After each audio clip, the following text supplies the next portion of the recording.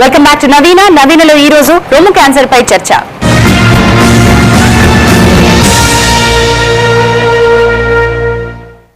I read somewhere in the internet after 20 years of age we have to for every 5 years మనం mammogram test చేయించుకోవాలి. Is it necessary for all the girls? 20 ఏళ్ల వయసు నుంచే చేయించుకోవడం అవసరం అంటారా? Or it is 40 plus వాళ్ళకి is it necessary? లేదండి, 20 ఏళ్ల వాళ్ళు మ్యామోగ్రామ్ చేయించుకోకూడదు, అది అపోహ. 20 ఏళ్ల మహిళ గనక రొమ్ములో ఏమైనా గడ్డ ఉంటే తప్పనిసరిగా స్పెషలిస్ట్ సెంటర్కి వెళ్ళి అసెస్మెంట్ చేయించుకోవాలి. ఎందుకంటే రొమ్ము క్యాన్సర్ ఏ ఏజ్లో అయినా రావచ్చు. For example my youngest patient is 21 years old. That doesn't mean breast cancer is common in 20s. No, it's not. Yes, we do see. కానీ మహిళలు ప్రతి మహిళ నేను చెప్పినట్టు అవగాహన పెంచుకుని తమ రొమ్ములో ఏవైనా మార్పులు ఉంటే వెంటనే డాక్టర్ దగ్గరికి వెళ్ళాలి. కాకపోతే మ్యామోగ్రామ్ 40 years కంటే యంగర్ పేషెంట్స్, యంగర్ ఉమెన్కి చేయకూడదు. ఎందుకంటే యంగర్ ఉమెన్లో బ్రెస్ట్ టిష్యూ ఎక్కువ ఉంటుంది, ఫ్యాటీ టిష్యూ తక్కువ ఉంటుంది. బ్రెస్ట్ టిష్యూ మ్యామోగ్రామ్లో తెల్లగా కనిపిస్తుంది, క్యాన్సర్ కూడా తెల్లగా ఉంటుంది. అంచేత యంగర్ ఉమెన్లో సెన్సిటివిటీ, మ్యామోగ్రామ్ సెన్సిటివిటీ తక్కువ.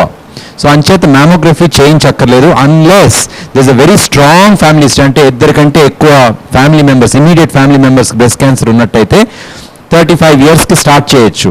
40 సంవత్సరాల నుంచి ప్రతి మహిళ మ్యామోగ్రామ్ చేయించుకోవాలా.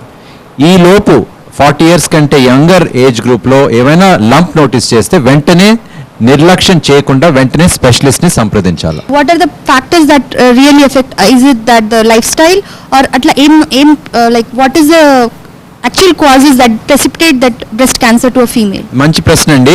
రొమ్ము క్యాన్సర్ ఎందుకు వస్తుందో ఇప్పటి వరకు ఎవరికి తెలియదు. ఇంత సైంటిఫిక్ రీసెర్చ్ జరిగినప్పటికీ ప్రిసైజ్గా రొమ్ము క్యాన్సర్ ఎందుకు వస్తుందో తెలియదు. కాకపోతే ఏ కారణం చేతైనా బాడీలో ఈస్ట్రోజన్ హార్మోన్ పెరిగి దాని తాకిడి దీర్ఘకాలం రొమ్ము మీద ఉన్నప్పుడు రొమ్ము క్యాన్సర్ వచ్చే అవకాశం ఉంటుంది. So there are various factors. అంటే నెలసరి 11 ఏళ్ల కంటే ముందు రావటం, తర్వాత నెలసరి 55 years తర్వాత కూడా ఆగిపోకపోవటం, తర్వాత వేరియస్ అదర్ ఫ్యాక్టర్స్. అంటే రొమ్ము క్యాన్సర్ ఇంతకుముందు రావటం, అంటే హైయెస్ట్ రిస్క్ ఎవరికి ఉంటుందంటే ఇంతకుముందు రొమ్ము క్యాన్సర్ ఉంటే ఇంకో రొమ్ములో వచ్చే క్యాన్సర్ వారికి ఎక్కువ ఉంటుంది.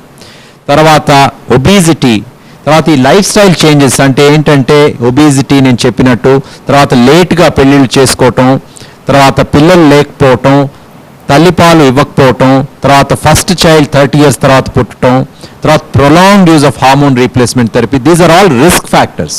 కానీ ఈ రిస్క్ ఫ్యాక్టర్స్ ఉన్నప్పటికీ బ్రెస్ట్ క్యాన్సర్ వస్తుందని ఏమీ లేదు guarantee. These are only risk factors. But still రొమ్ము క్యాన్సర్ ఎందుకు వస్తుందో మనకు తెలియదు. సో జాగ్రత్త పడటం చాలా ముఖ్యం.